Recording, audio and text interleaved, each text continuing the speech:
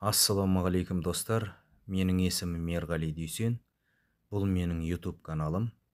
Осы әңгімені соңына дейін тыңдап, лайктарыңызды басып, пікірлеріңізді жазып, мені қолдай отырыңыздар. Өзгенің бағындағы гүл. Түні бойы көз ілмей компанияның есебін жасаған жадыра, таң ата құжаттарының арасында көзі ілініп кетіпті. Таң атты деп белгі бергендей шырылдай жөнелген оятқыштың үнінен шошып оянған қыз, аузынан аққан суын сүрте, айналасында шашылып жатқан құжаттарды жинай бастады. Ұйқысы дұрыс болмағаннан басы солқылдап ауырып тұрса да, орнынан әрең тұрып, жуынатын бөлмеге кіріп, мұздай суға бетін жуды. Айнадағы бейнесіне қарап, терең күрсінді. Жадыра, анаң дұрыс айтады. Қартайып отырмай жатып, біреудің етегінен ұстау керек. Әйтпесе ертең жасым 30-ға келгенде мені кім алады деп тістей сөйледі де, өз сөзінен шошығандай өз бейнесіне қайта қарап, бетін тағы жуа бастады. Биыл 20-ның 8-іне келген қыз, туыстары мен таныстарының қашан тұрмысқа шығасың дегенінен шаршап, соңғы уақытта ауылына баруын да сиреткен. Тіпті аса қатты жағдай болмаса, ешкімге хабарласа да қоймайды.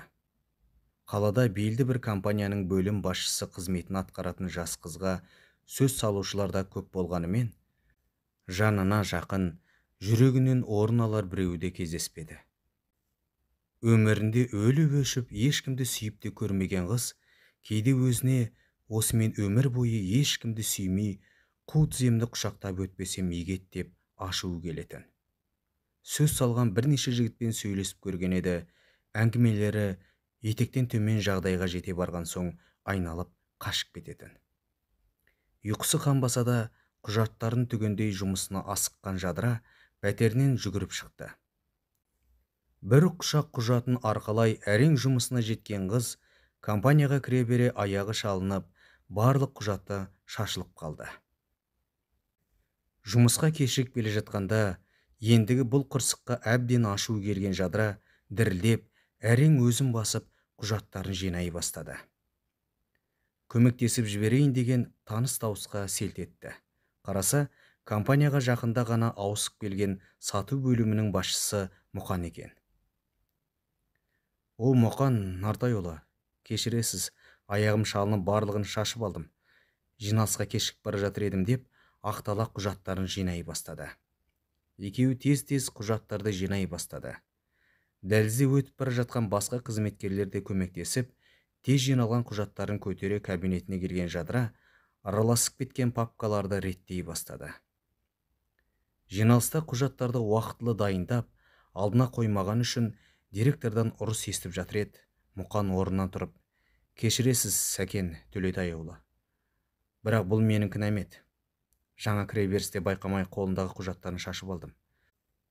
Менің кесірімнен барлық папкалардың басынан реттеуге тура келді. Сондықтан ескертуді маған берсеңіз деп, жадыраны қорғап қалды. Не болғанын түсінбей қалған қыз жігітке қарап қалған.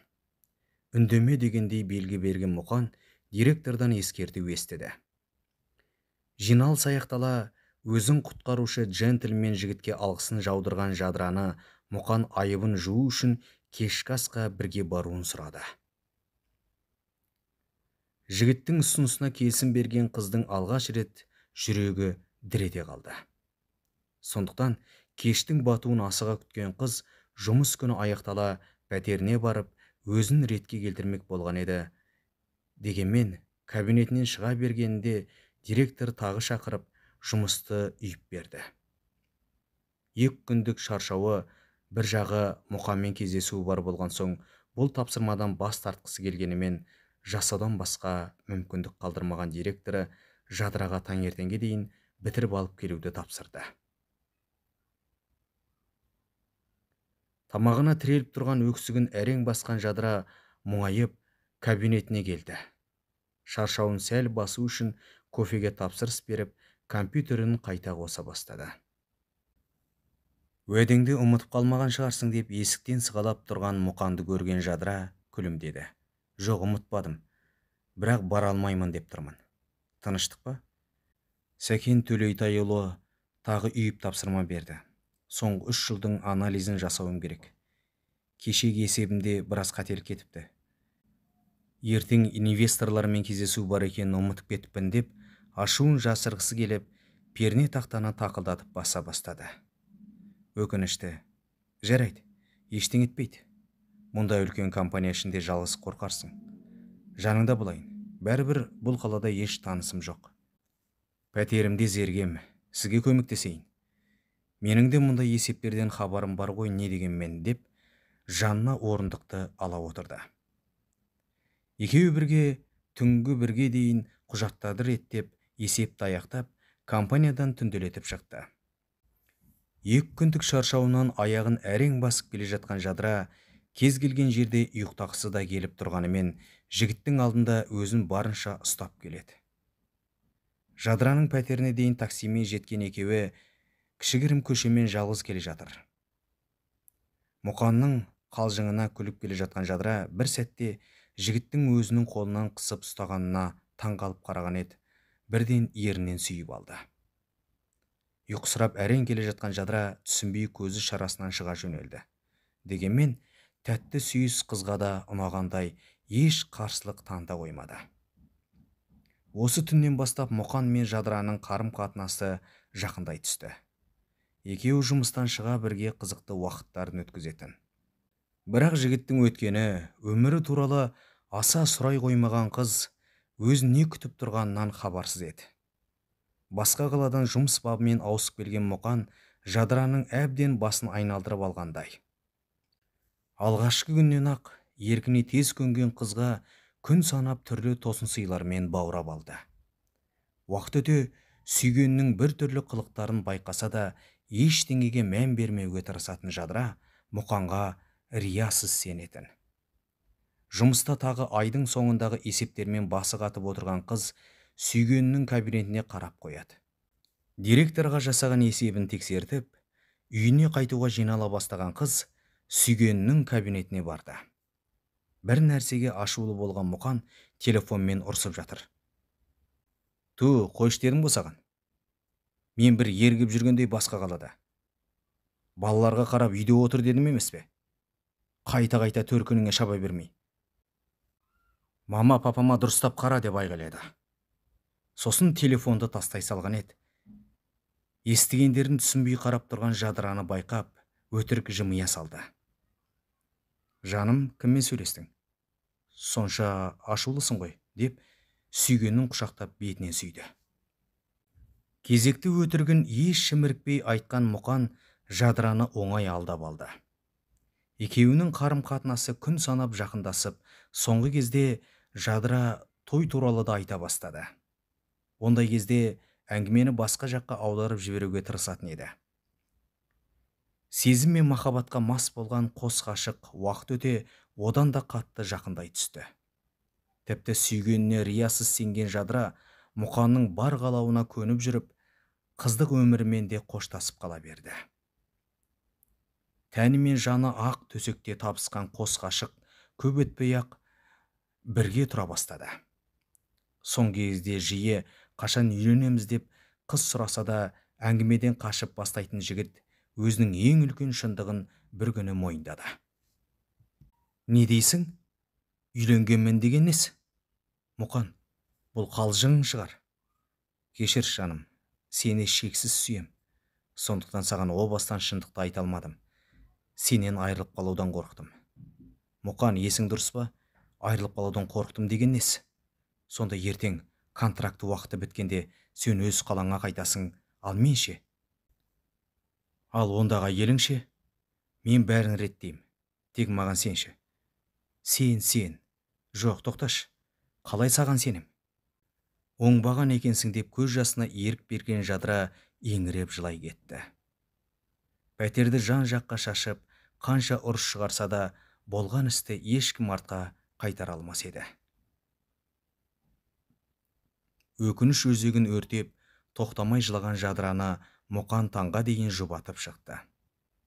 Енді не істерін білмей басы әбден қатқан қыз жігітті өзінен қанша итерсе де, артынан қалмаған Мұқан Жадыраны жылы сөздермен ертіп алатын.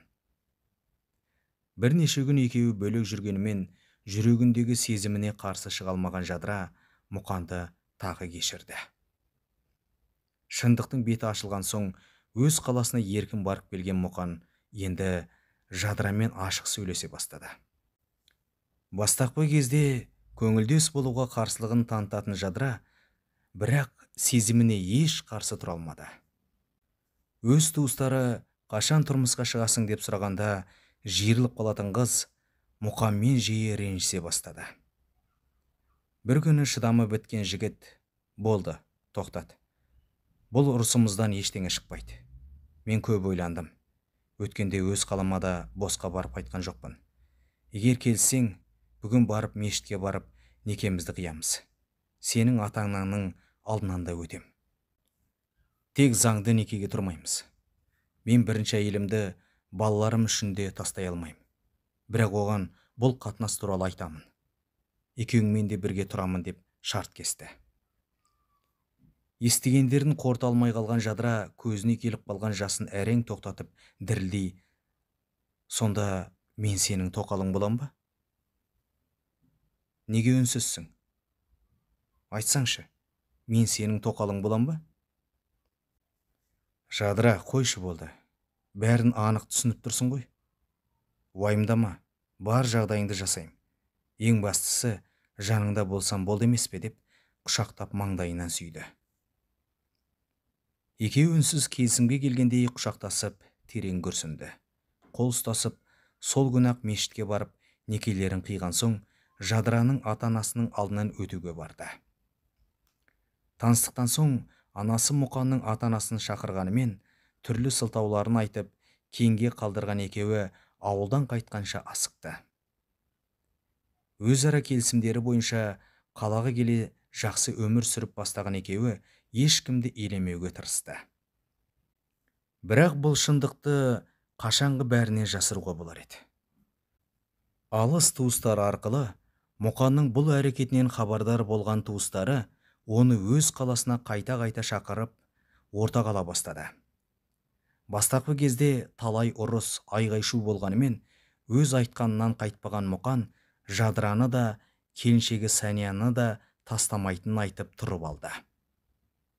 Бәрінен де келіншегі Санияға бұл жағдайлар өте ауыр тиді.